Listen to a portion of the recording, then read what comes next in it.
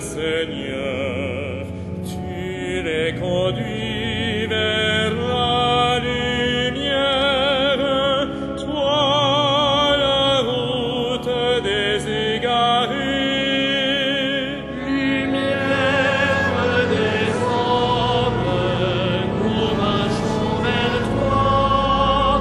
Fils de Dieu, tu nous sauveras. Ceux qui te trouvent, Seigneur, tu leur promets vie éternelle. Toi, la Pâque des baptisés. Lumière des hommes, nous marchons vers toi. Fils de Dieu, tu nous sauveras.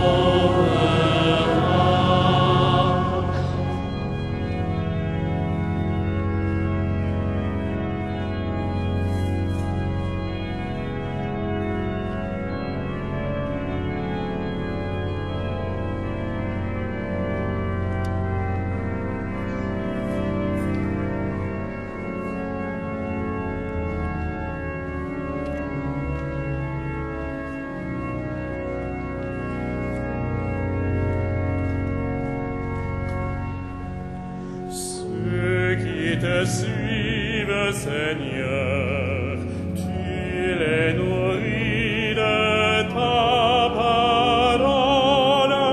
Toi, le pain de tes invités.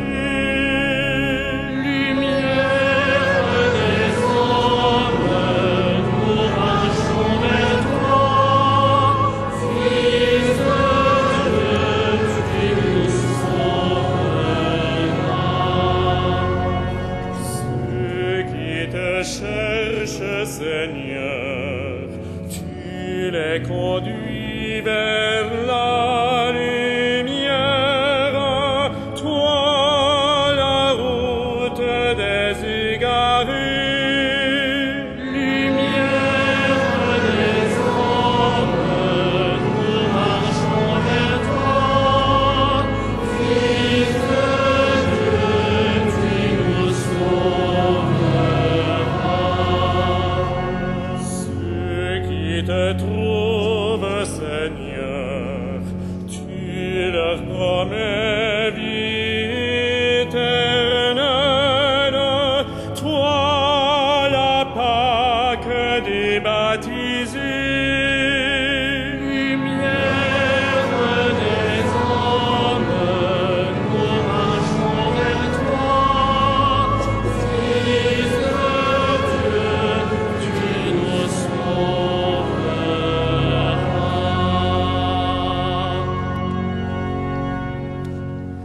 Au nom du Père et du Fils et du Saint-Esprit, la paix soit avec vous. Frères et sœurs, soyez les bienvenus en cette cathédrale pour cette messe du 4e dimanche de Carême, le dimanche dit de l'Étaré. Réjouis-toi, réjouissez-vous. Je souhaite aussi la bienvenue à tous ceux qui s'unissent à cette messe grâce à Radio Notre-Dame et à la télévision catholique KTO. Tous ensemble, frères et sœurs, nous nous préparons vers Pâques. Chaque dimanche de Carême marque une étape de notre chemin, un chemin de lumière, un chemin dans la lumière du Christ, un chemin dans la joie de savoir que nos pas sont éclairés par le Christ ressuscité. Et notre joie est redoublée de ce que nous accompagnons aussi les catéchumènes, ceux qui seront baptisés dans la nuit de Pâques. Ici, à Paris, ils sont un peu plus de 300, et puis partout dans le monde. Nous les portons dans notre prière et nous demandons à Dieu de les fortifier dans ces semaines. Humblement, frères et sœurs, pour pouvoir célébrer ensemble dignement les saints mystères, reconnaissons les uns devant les autres que nous avons péché, accueillons la miséricorde de Dieu. Je confesse à Dieu Tout-Puissant, je reconnais devant mes frères que j'ai péché en pensée, en parole, par action et par omission. Oui, j'ai vraiment péché, C'est pourquoi je supplie la Vierge Marie, les anges et tous les saints, et vous aussi, mes frères, de prier pour moi le Seigneur notre Dieu. Que Dieu Tout-Puissant nous fasse miséricorde, qu'il nous pardonne nos péchés et nous conduise à la vie éternelle. Amen.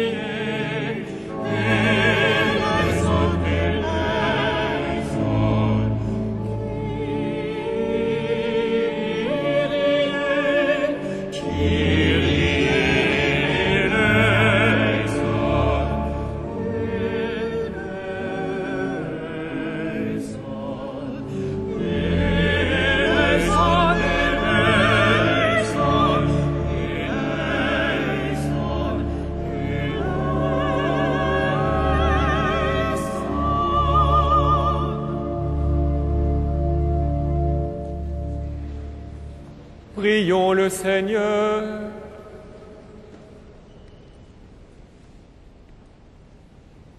Dieu, qui a réconcilié avec toi toute l'humanité en lui donnant ton propre Fils, augmente la foi du peuple chrétien pour qu'il se hâte avec amour au-devant des fêtes pascales qui approchent.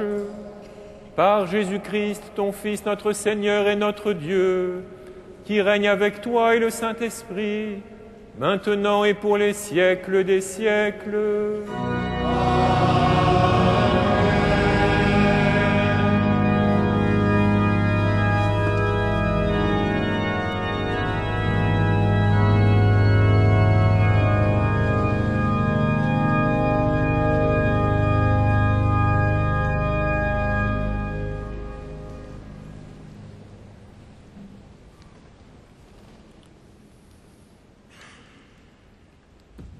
Lecture du second livre des Chroniques. Sous le règne de Sédécias, tous les chefs des prêtres et le peuple multipliaient les infidélités, en imitant toutes les pratiques sacrilèges des nations païennes. Et ils profanaient le temple de Jérusalem consacré par le Seigneur. Le Dieu de leur père, sans attendre de se lasser, leur envoyait des messagers, car il avait pitié de sa demeure et de son peuple. Mais eux tournaient en dérision les envoyés de Dieu, méprisaient ses paroles et se moquaient de ses prophètes. Finalement, il n'y eut plus de remède à la colère grandissante du Seigneur contre son peuple. Les Babyloniens brûlèrent le temple de Dieu, abattirent les murailles de Jérusalem, incendièrent et détruisirent ses palais avec tous leurs objets précieux. Nabuchodonosor déporta à Babylone ceux qui avaient échappé au massacre. Ils devinrent les esclaves du roi et de ses fils, jusqu'au temps de la domination des Perses. Ainsi s'accomplit la parole du Seigneur proclamée par Jérémie. La terre sera dévastée et elle se reposera durant 70 ans, jusqu'à ce qu'elle ait compensé par ce repos tous les sabbats profanés. Or, la première année de Cyrus, roi de Perse, pour que soit accomplie la parole proclamée par Jérémie, le Seigneur inspira Cyrus, roi de Perse. Et celui-ci fit publier dans tout son royaume, et même consigné par écrit. Ainsi parle Cyrus, roi de Perse. Le Seigneur, le Dieu du ciel, m'a donné tous les royaumes de la terre, et il m'a chargé de lui bâtir un temple à Jérusalem en Judée. Tous ceux d'entre vous qui font partie de son peuple, que le Seigneur leur Dieu soit avec eux et qu'ils montent à Jérusalem. Parole du Seigneur.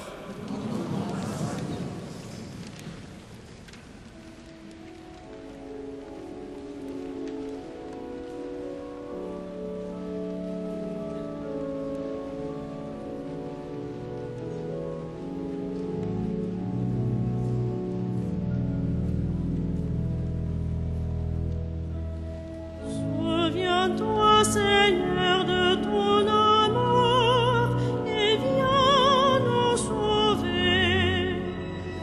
Souviens-toi, Seigneur, de ton amour et viens nous sauver. Au bord des fleuves de Babylone, nous étions assis et nous pleurions, nous souvenant de Sion. Au sol des alentours, nous avions pendu nos harpes. Souviens-toi, Seigneur, de ton amour et viens nous sauver. C'est là que nos vainqueurs nous demandèrent des chansons et nos bourreaux des airs joyeux. Chantez-nous, disait-il, quelques chants de Sion. Souviens-toi, Seigneur, de ton amour et viens nous sauver. Comment chanterions-nous un chant du Seigneur sur une terre étrangère, si je t'oublie, Jérusalem, que ma main droite m'oublie? Souviens-toi, Seigneur, de ton amour et viens nous sauver.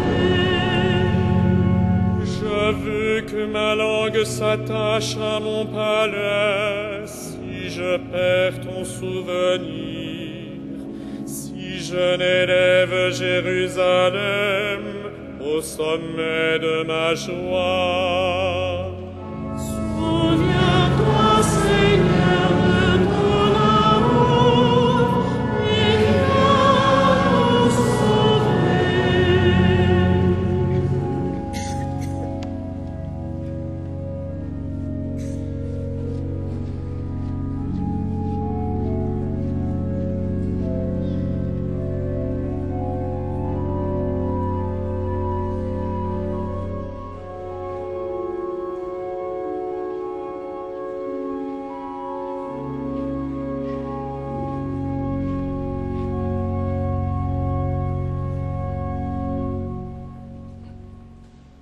Lecture de la lettre de saint Paul apôtre aux Éphésiens. Frères, Dieu est riche en miséricorde. À cause du grand amour dont il nous a aimés, nous qui étions des morts par suite de nos fautes, il nous a fait revivre avec le Christ. C'est bien par grâce que vous êtes sauvés. Avec lui, il nous a ressuscités. Avec lui, il nous a fait régner aux cieux dans le Christ Jésus. Par sa bonté pour nous, dans le Christ Jésus, il voulait montrer, au long des âges futurs, la richesse infinie de sa grâce.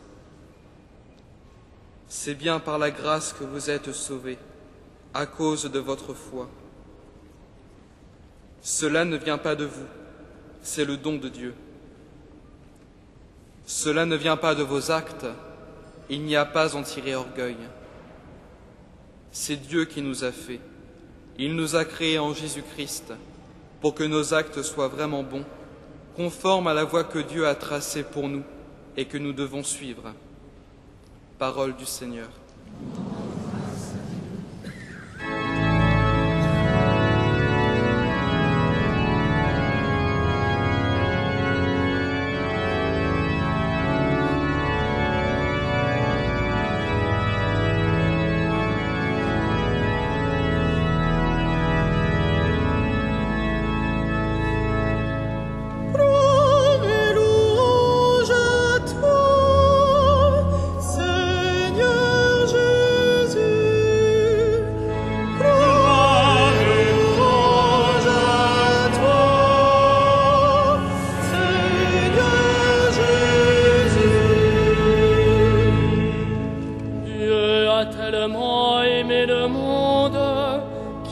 Donné son Fils unique, tout homme qui croit en lui possède la vie éternelle.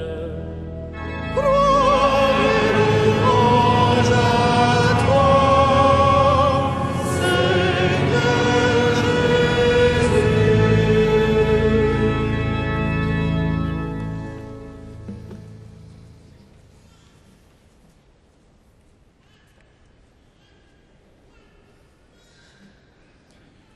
Le Seigneur soit avec vous. Évangile de Jésus-Christ selon saint Jean.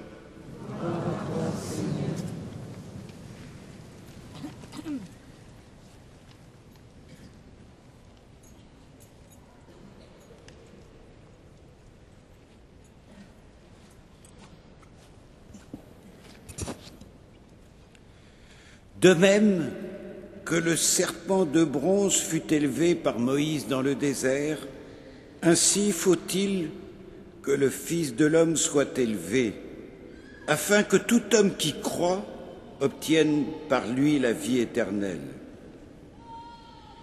Car Dieu a tant aimé le monde qu'il a donné son Fils unique.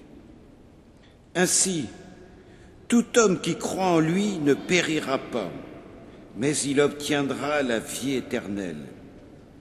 Car Dieu a envoyé son Fils dans le monde, non pas pour juger le monde, mais pour que par lui le monde soit sauvé. Celui qui croit en lui échappe au jugement. Celui qui ne veut pas croire est déjà jugé, parce qu'il n'a pas cru au nom du Fils unique de Dieu. Et le jugement, le voici. Quand la lumière est venue dans le monde, les hommes ont préféré les ténèbres à la lumière, parce que leurs œuvres étaient mauvaises. En effet, tout homme qui fait le mal déteste la lumière. Il ne vient pas à la lumière, de peur que ses œuvres ne lui soient reprochées. Mais celui qui agit selon la vérité vient à la lumière, afin que ses œuvres soient reconnues comme des œuvres de Dieu. Acclamons la parole de Dieu.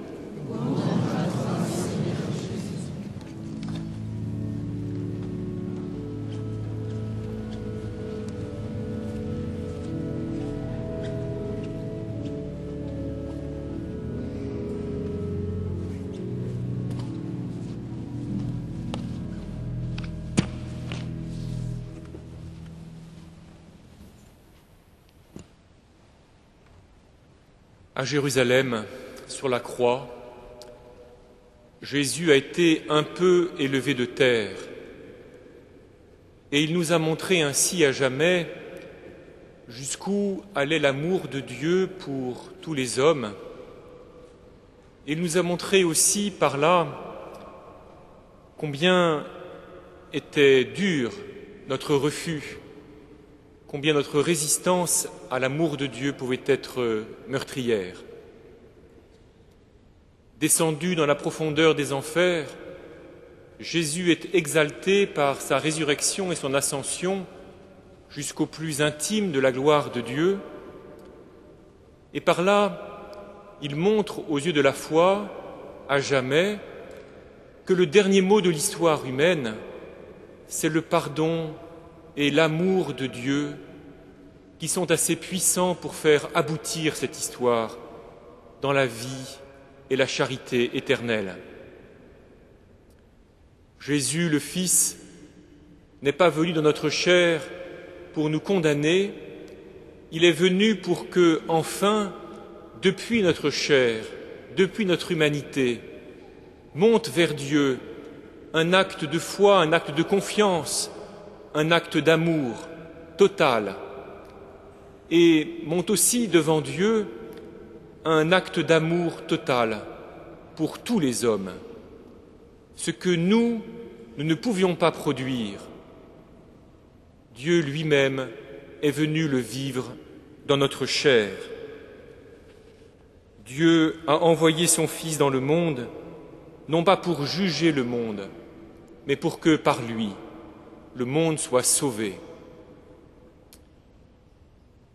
Saint Paul, sur le chemin de Damas, a compris cette réalité qui a bouleversé sa vie entière. Ce que Paul comprend, c'est que Dieu ne se contente pas de se tenir sur la ligne d'arrivée de l'histoire pour compter en quelque sorte les points afin de récompenser les bons, les justes et de punir les méchants. Paul comprend sur le chemin de Damas que Dieu vient jusqu'à nous, que Dieu agit dans notre histoire, que Dieu agit en chacun de nous, pour chacun de nous, en faveur de tous les hommes et de tout homme.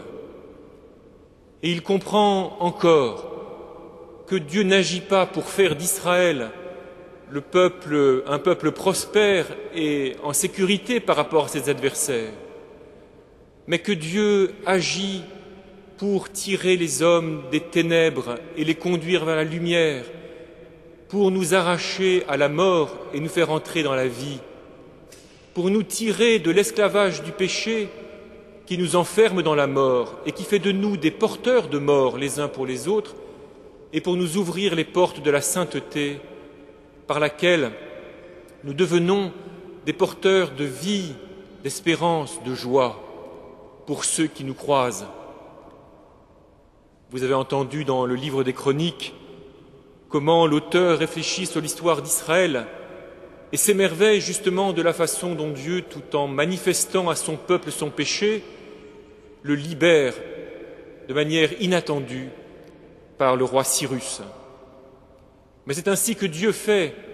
Il agit dans l'histoire, et encore une fois, non pas en faveur de tel ou tel peuple particulier, mais saint Paul le découvre en Jésus. Il agit pour tous les hommes, en faveur de tous les hommes. Dieu est riche en miséricorde à cause du trop grand amour dont il nous a aimés, écrit saint Paul au terme de sa vie dans son épître aux Éphésiens. Nous qui étions des morts par suite de nos fautes, il nous a fait revivre avec le Christ. Nous qui étions des morts par suite de nos fautes. Dans la parole de Dieu, et par conséquent pour saint Paul lui-même, le mort, c'est celui qui n'agit pas.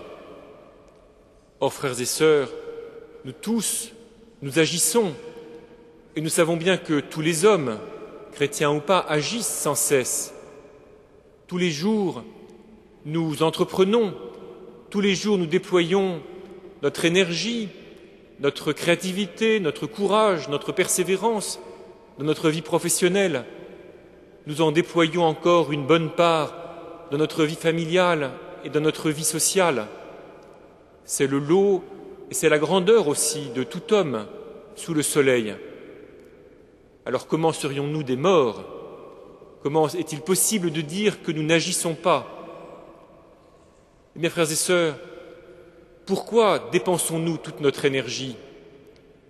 À quoi consacrons-nous le meilleur de notre intelligence, de notre volonté?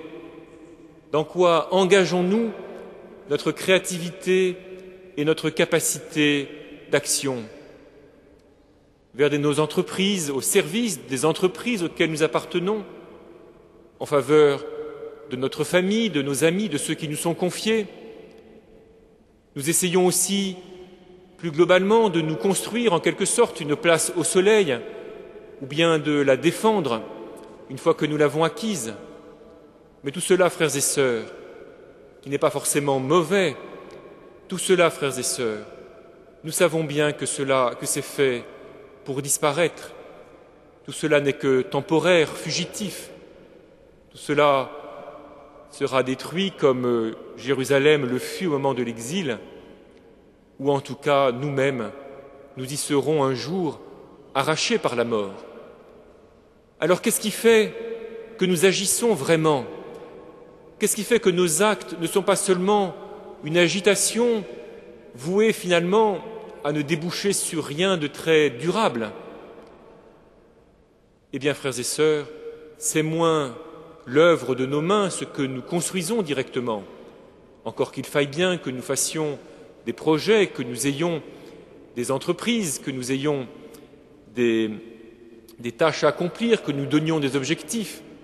Mais ce qui fait la valeur de nos actes, c'est plutôt les motifs profonds dans lesquels nous puisons l'énergie pour agir. Et c'est le but que nous visons, mais au-delà de l'œuvre de nos mains. Lorsque nous agissons, lorsque j'agis, est-ce que je me cherche moi-même? Ou bien est-ce que je suis prêt à apprendre à me décentrer de moi-même? Lorsque j'agis, est-ce que je cherche à affirmer, à confirmer ma propre existence? Ou bien à l'imposer aux autres? Ou bien est-ce que je suis prêt à rencontrer ces autres, à recevoir d'eux, à leur donner, à partager avec eux? Dans mon action, est-ce que je cherche à préserver la position que j'ai acquise, ou la position de ma famille, de mon clan, de mon pays, de ma classe, de ma nation?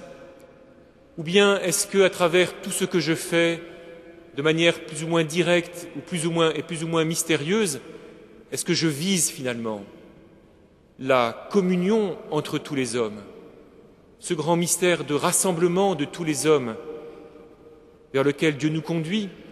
Est-ce que dans mon action, je reçois les autres comme autant de frères et de sœurs qui me sont donnés à aimer? Le jeune Saül, lorsque sur le chemin de Damas, il est renversé par le Christ ressuscité, est un pharisien exemplaire. Il cherche à vivre la loi et chacune des œuvres de la loi avec précision. Il veut accomplir toutes les œuvres de la loi et chacune dans son détail. Et il voudrait pousser en quelque sorte son peuple tout entier à agir de même. Il veut être un homme juste. Mais lorsque le Seigneur Jésus ressuscité le renverse, alors toute cette compréhension du monde, de lui-même, de sa tâche d'homme, de juif et de la mission de son peuple, tout cela est bouleversé.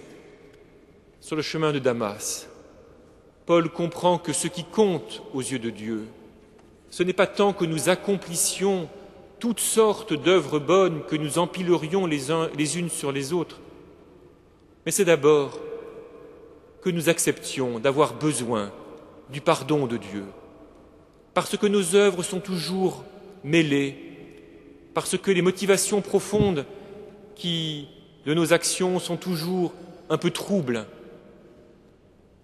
et que, ayant reçu ce pardon, ce qui compte aux yeux de Dieu alors, c'est que nous grandissions dans l'espérance que lui, Dieu, peut nous donner de puiser dans son amour, dans l'amour qu'il est et dans l'amour qu'il a pour les hommes, de quoi agir, de quoi nous engager dans nos actions, et Dieu nous donne aussi de viser par-delà nos actes, non pas une construction idéale, mais l'œuvre que Dieu lui-même accomplit dans l'histoire.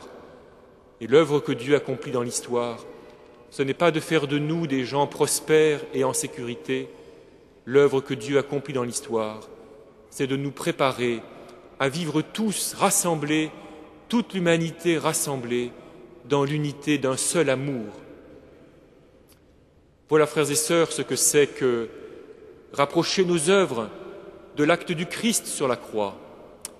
Voilà ce que c'est, frères et sœurs, que nous soumettre au jugement, c'est accepter, consentir que nos œuvres, nos actes, ce que nous entreprenons, prennent son vrai sens parce que nous allons puiser en nous, par la grâce du Christ, non pas dans nos intérêts, non pas dans ce que nous comprenons d'abord, mais plus profondément encore dans l'amour même qu'est Dieu et dans l'amour de Dieu pour les hommes, dont nous acceptons qu'il passe à travers nous, comme nous le pourrons, modestement, humblement, mais aussi avec courage.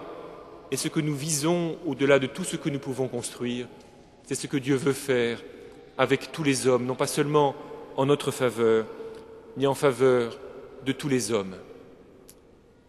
Nous célébrons aujourd'hui le 4e dimanche du Carême, c'est le dimanche de l'Étaré, le dimanche de la joie.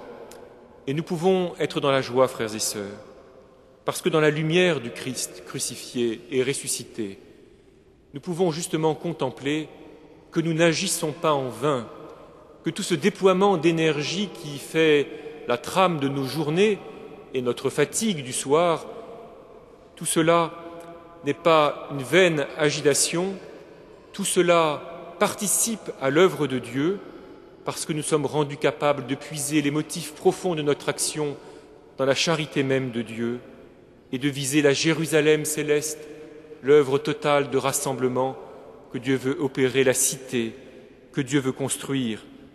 Comme le dit saint Paul, c'est Dieu qui nous a fait, il nous a créés en Jésus-Christ pour que nos actes soient vraiment bons, conformes à la voie que Dieu a tracée pour nous et que nous devons suivre. Alors bien sûr, nous savons que nous sommes des pécheurs. Lorsque nous péchons gravement, eh bien, nous poursuivons une œuvre qui est contraire à l'œuvre de Dieu. Nos actes vont dans le sens inverse de l'œuvre de Dieu. Lorsque nous péchons véniellement, légèrement, c'est que nous agissons sans viser l'œuvre de Dieu, comme si nous ne la connaissions pas, comme si elle ne nous intéressait pas. Mais ce que nous contemplons dans le Christ crucifié, un peu élevé de terre, c'est que nous pouvons toujours lui remettre nos actes. C'est que lui, en mourant sur la croix dans un acte unique d'amour et dans un acte total d'amour, lui a une fois pour toutes englobé tous nos actes, les bons et les mauvais, les bons pour leur permettre d'aller jusqu'au bout de leur bonté et les mauvais pour les rattraper le mal que nous contribuons à semer dans ce monde. Dans chaque Eucharistie, chaque dimanche, chaque fois que nous nous rassemblons pour célébrer ce grand sacrifice de la messe, qui est le sacrifice du Christ et de l'Église, nous rapprochons nos actes de celui du Christ Jésus, nous les mettons dans sa lumière, nous venons à la lumière pour qu'il soit manifesté que nos œuvres sont des œuvres de Dieu, non pas que nos œuvres soient forcément impeccables, mais parce que nous consentons à ce que le Seigneur travaille en nous pour purifier nos cœurs, pour que nous apprenions à puiser nos motifs encore plus profonds que nous ne le faisons en Dieu lui-même, et pour que nous visions, au-delà de ce que nous voyons, l'œuvre de Dieu lui-même. Frères et sœurs, nous célébrons ce 4e dimanche de Carême cette année, au terme d'une semaine qui a été pour nous catholiques particulièrement agitée. Certains événements ce matin dans cette cathédrale ou devant cette cathédrale contribuent à cette agitation générale. Permettez-moi de dire juste un mot à partir des lectures que nous venons d'entendre, de ce que la liturgie de ce jour nous fait contempler. C'est que tous les sujets qui suscitent cette agitation, tous ces sujets concernent notre agir humain. Ces sujets concernent la qualité de notre agir humain et de cet agir humain tout particulier, mais particulièrement intense et mystérieux, que l'on regroupe habituellement sous le nom de l'amour. C'est qu'il nous est donné, à nous hommes, frères et sœurs, de nous rapprocher les uns des autres pour agir avec nos corps même, les uns vis-à-vis des autres. Il nous est donné de rapprocher nos corps, non pas pour nous reproduire seulement comme les animaux, mais pour nous aimer, c'est-à-dire pour nous faire un bien et un bien pour toujours. Il nous est donné de donner la vie à notre tour, et cela non pas simplement pour surmonter la mort et nous prolonger dans une descendance, mais pour pouvoir recevoir d'autres hommes et d'autres femmes appelés à devenir des fils et des filles de Dieu, des reflets chacun uniques de la beauté et de la bonté de Dieu. Le monde ne comprend pas spontanément cette qualité de l'agir humain qui nous est ouverte par le Christ. Et le monde, jusqu'à un certain point, y répugne. Il a peur de s'engager dans cette qualité-là. Il a peur de s'engager dans cette aventure qui lui paraît trop haute. Il a peur d'entrer dans cette espérance parce qu'il a peur d'en être déçu.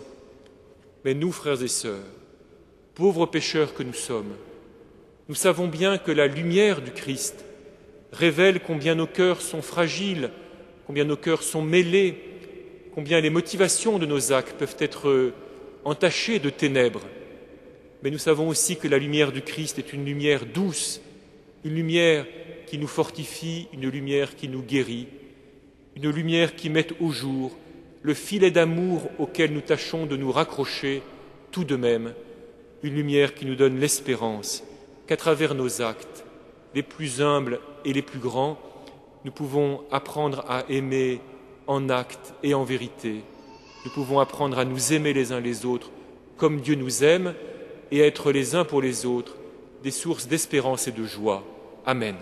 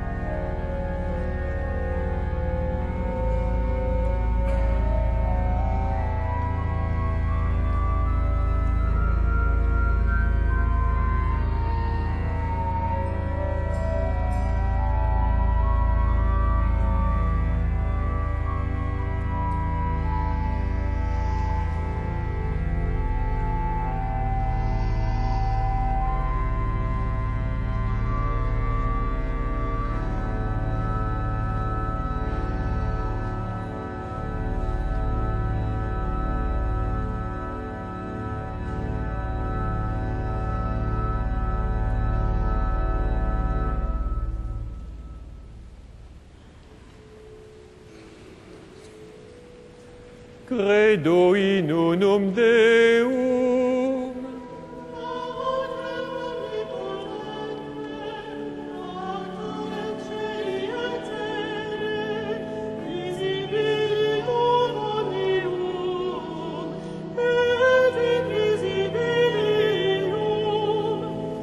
et in unum Dominum, Iesum Christum, Filium Deum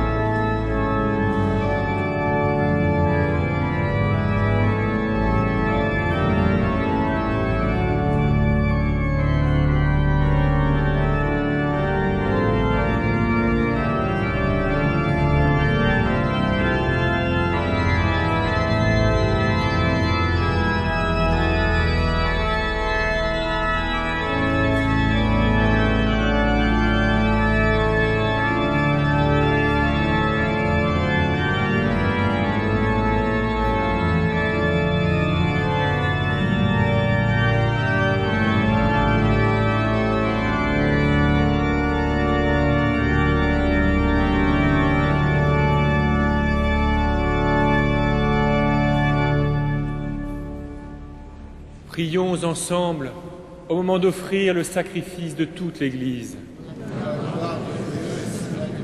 Seigneur, nous te présentons dans la joie le sacrifice qui sauve notre vie et nous te prions humblement. Accorde-nous de le célébrer avec respect et de savoir l'offrir pour le salut du monde par Jésus le Christ, notre Seigneur. Le Seigneur soit avec vous. Et avec notre esprit, Élevons notre cœur. nous le tournons vers le Seigneur. Grâce au Seigneur notre Dieu. Cela est juste et bon. Vraiment, il est juste et bon de te rendre gloire, de t'offrir notre action de grâce toujours et en tout lieu. À toi, Père très saint, Dieu éternel et tout-puissant, par le Christ notre Seigneur. Car chaque année, tu donnes à tes fidèles de se préparer aux fêtes pascales dans la joie d'un cœur purifié, de sorte qu'en se donnant davantage à la prière, en témoignant plus d'amour pour le prochain, fidèles aux sacrements qui les ont fait renaître, ils soient comblés de la grâce que tu réserves à tes fils. C'est pourquoi, avec les anges et les archanges, avec les puissances d'en haut et tous les esprits bienheureux, nous chantons l'hymne de ta gloire et sans fin nous proclamons.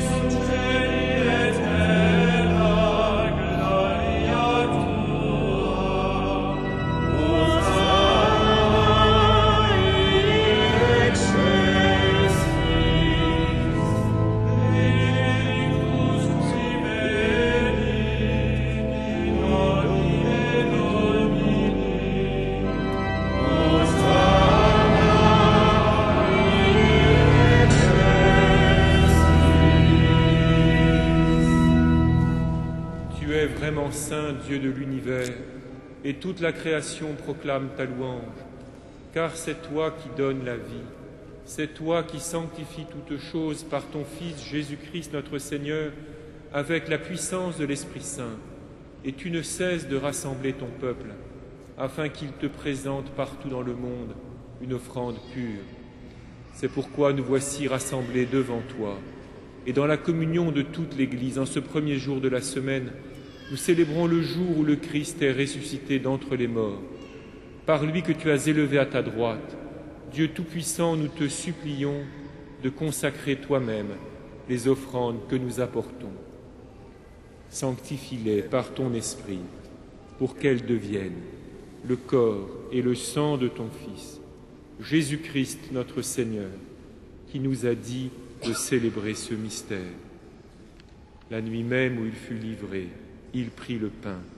En te rendant grâce, il le bénit, il le rompit et le donna à ses disciples en disant : « Prenez et mangez-en tous, ceci est mon corps livré pour vous. »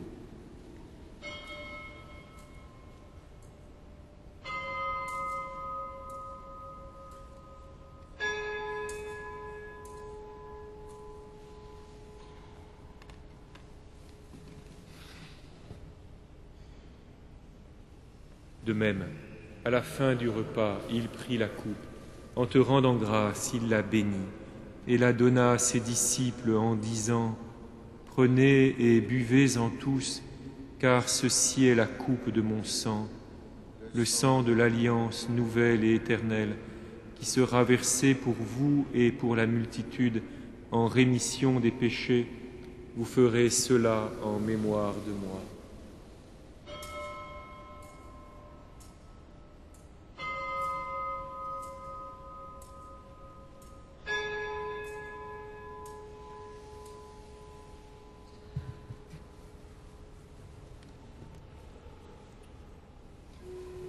Il est grand le mystère de la foi. Nous proclamons ta mort, Seigneur Jésus. Nous célébrons ta résurrection. Nous attendons ta venue dans la gloire. En faisant mémoire de ton Fils, de sa passion qui nous sauve, de sa glorieuse résurrection et de son ascension dans le ciel, alors que nous attendons son dernier avènement, nous présentons cette offrande vivante et sainte pour te rendre grâce.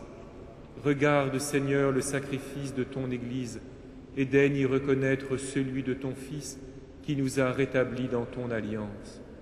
Quand nous serons nourris de son corps et de son sang et remplis de l'Esprit Saint, accorde-nous d'être un seul corps et un seul esprit dans le Christ.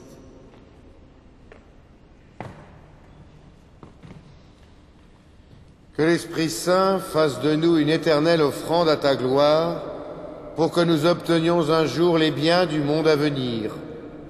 Auprès de la Vierge Marie, la bienheureuse Mère de Dieu, avec les apôtres, les martyrs, Saint Denis et tous les saints, qui ne cesse d'intercéder pour nous.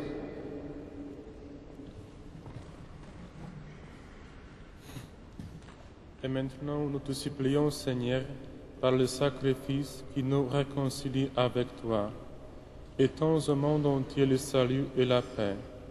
Affermis la foi et la charité de ton Église, au long de son chemin sur la terre. Veille sur ton serviteur, le pape Benoît XVI, et notre évêque André, l'ensemble des évêques, les prêtres, les diacres et tout le peuple de racheté. Écoute les prières de ta famille assemblée devant toi et ramène à toi, Père très aimant, tous tes enfants dispersés. Pour nos frères défunts, pour les hommes qui ont quitté ce monde et dont tu connais la droiture, nous te prions. Reçois-les dans ton royaume, où nous espérons être comblés de ta gloire, tous ensemble et pour l'éternité, par le Christ notre Seigneur, par qui tu donnes au monde toute grâce et tout bien. Par lui, avec lui et en lui. Accrois Dieu le Père Tout-Puissant dans l'unité du Saint-Esprit.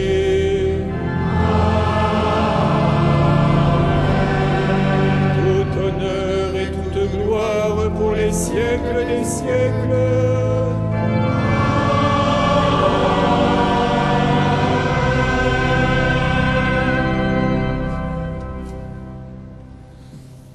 Comme nous l'avons appris du Sauveur, selon son commandement, nous osons dire, Notre Père, que ton nom soit sanctifié, que ton règne vienne, que ta volonté soit faite sur la terre comme au ciel. Donne-nous aujourd'hui notre pain de ce jour. Pardonne-nous nos offenses, comme nous pardonnons aussi à ceux qui nous ont offensés. Et ne nous soumets pas à la tentation, mais délivre-nous du mal. Délivre-nous de tout mal, Seigneur, et donne la paix à notre temps. Par ta miséricorde, libère-nous du péché, rassure-nous devant les épreuves, en cette vie où nous espérons le bonheur que tu promets et l'avènement de Jésus-Christ, notre Sauveur. Car c'est à toi qu'appartiennent le règne, la puissance et la gloire pour les siècles des siècles. Seigneur Jésus-Christ, tu as dit à tes apôtres, je vous laisse la paix, je vous donne ma paix. Ne regarde pas nos péchés, mais la foi de ton Église, pour que ta volonté s'accomplisse. Donne-lui toujours cette paix et conduis-la vers l'unité parfaite, toi qui règnes pour les siècles des siècles. Amen. Que la paix du Seigneur soit toujours avec vous. Frères et sœurs, dans la charité du Christ, donnez-vous la paix.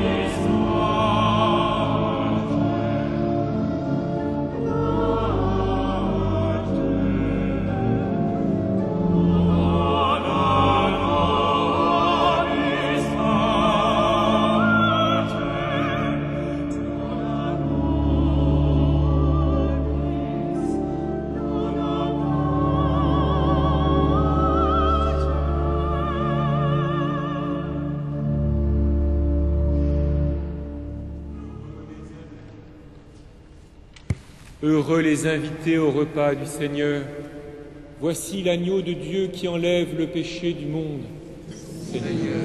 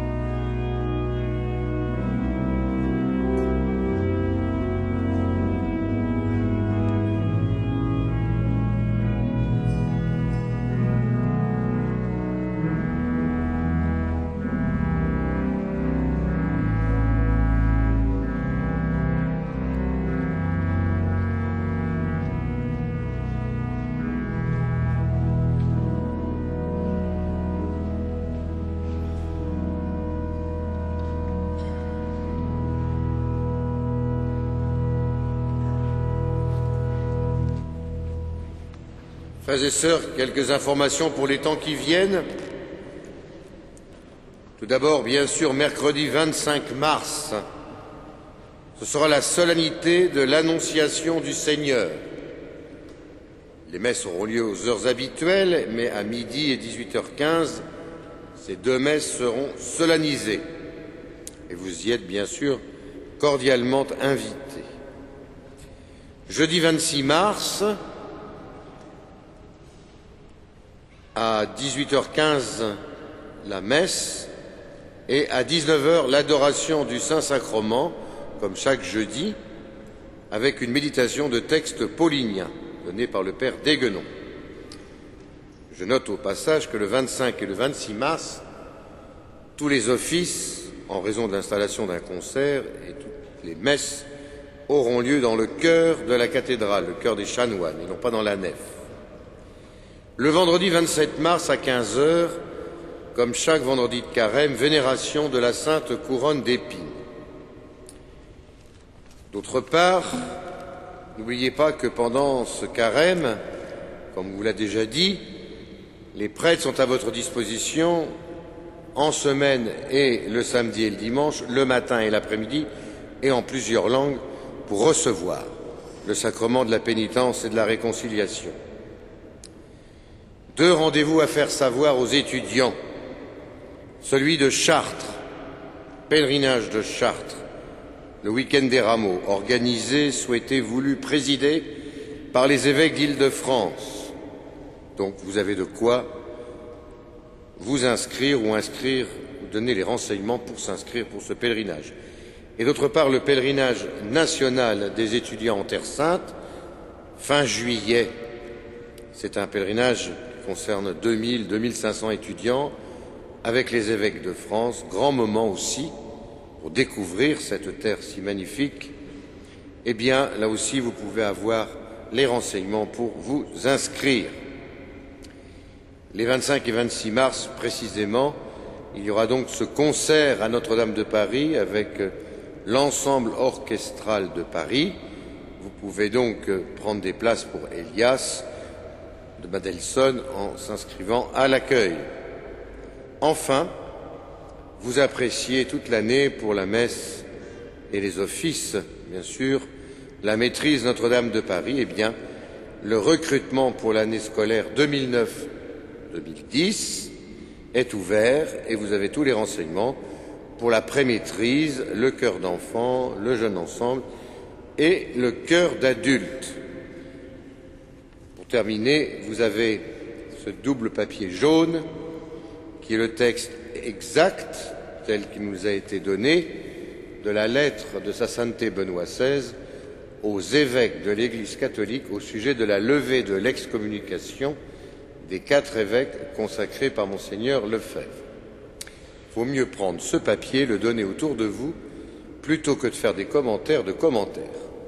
Voilà, nous allons reprendre maintenant notre prière avec Monseigneur Éric de Moulin-Beaufort, évêque auxiliaire de Paris. Nous mettons debout.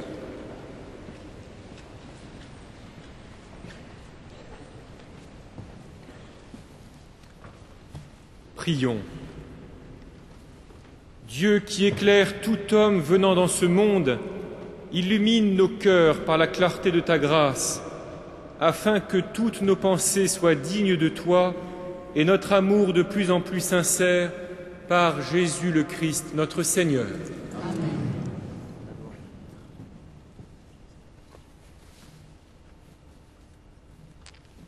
Frères et sœurs, avant de demander à Dieu de vous bénir et avant que tous ensemble nous prions la Vierge Marie, je voudrais vous confier quelques intentions de prière.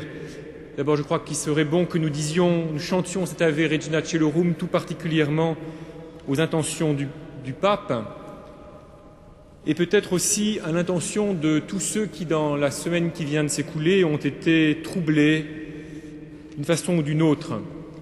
Demandons à la Vierge Marie la grâce de faire confiance aux paroles du pape et de ne pas tout de suite réagir à ce que les journalistes, si bien intentionnés soient-ils, peuvent nous transmettre de manière plus ou moins exhaustive et plus ou moins compréhensible de ce que le pape a dit ou a voulu dire. Demandons aussi la grâce de faire confiance à l'enseignement de l'Église qui n'est pas d'abord un chemin, qui ne cherche pas à indiquer un chemin de mort, mais un chemin de vie, un chemin de plénitude de vie, un chemin de sainteté, un chemin d'amour, un chemin de joie. Et puis, prions donc pour tous ceux qui, peut-être, sans doute, ont été blessés ou se sentent blessés par toutes ces questions difficiles autour de la maladie, du sida, d'autres comportements un peu compliqués, que tous ces gens, que l'intercession de la Vierge Marie leur obtienne la grâce peut-être de découvrir la douce lumière du Christ. Le Seigneur soit avec vous. Que Dieu Tout-Puissant vous bénisse, le Père, le Fils et le Saint-Esprit. Amen. Allez dans la paix et la joie du Christ. Rendons grâce à Dieu. Ave Regina Caelorum. Ave